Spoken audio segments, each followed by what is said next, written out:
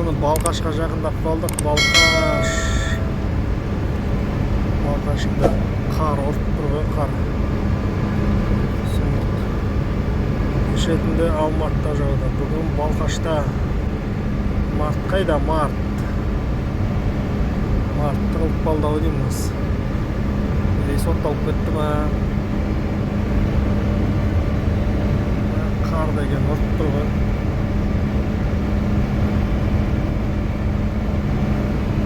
Қар деген ұрып тұр.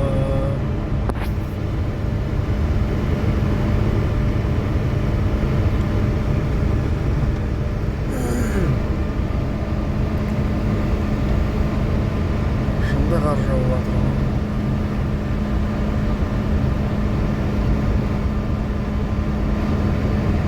Погодада қар деп көрсетпей тұр да, бірақ қар жауып тұр. Қызық, е? Кім өтірік айтады сонда?